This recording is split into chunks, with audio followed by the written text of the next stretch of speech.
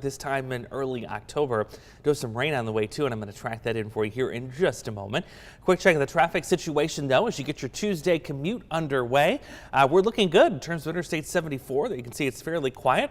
That'll be picking up here, of course, in the next 20-30 minutes or so. We're also really warm again this morning too, and this warmth stretches the entire Midwest. Really, you don't see a break from this. The cool air still well to the north and east. Nothing but widespread 50s and 60s, a couple of 40s here and there, but overall, the cool air continues to remain missing from our weather picture here in the Quad Cities, and it looks like this kind of a pattern is going to continue here for at least the next couple of weeks. Now, if you look at the fall temperature pattern overall, say the last 50 years or so, this goes back to 1970. Notice here in the Quad Cities and especially northeast Iowa, we're kind of on the cusp of some slight warming where we're noticing the fall season increasing by say 1.5 degrees to almost 2 degrees here. More robust warming off to the south and west. That's not too surprising because, of course, the air is drier there.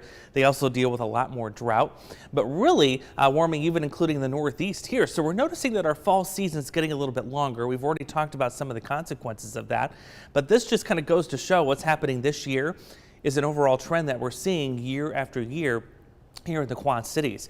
It also eventually will impact the fall color too. It may push this date a little bit further back into the October calendar, but I do expect this year we're still going to be on track to see about October 15th. So 10 days away from the peak fall color.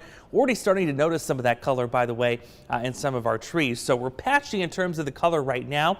Go to the north here. I would say just north of Madison here, about an hour's drive to the north, and you're starting to see some more brilliant color as they're nearing the peak. I do expect the orange area here to reach the Illinois-Wisconsin border once we get beyond this upcoming weekend. So really, it's not this weekend, but next weekend where I think our peak color will be arriving here in the Quad Cities, and that's when you'll want to start planning some of those road trips to experience some of those beautiful colors across the region. We're also going to be watching, in addition to the peak color arriving too, we've got a couple of rain chances this week, not necessarily today, though we are going to filter more clouds in. And you see Future Track still trying to give us a couple of sprinkles here into the afternoon.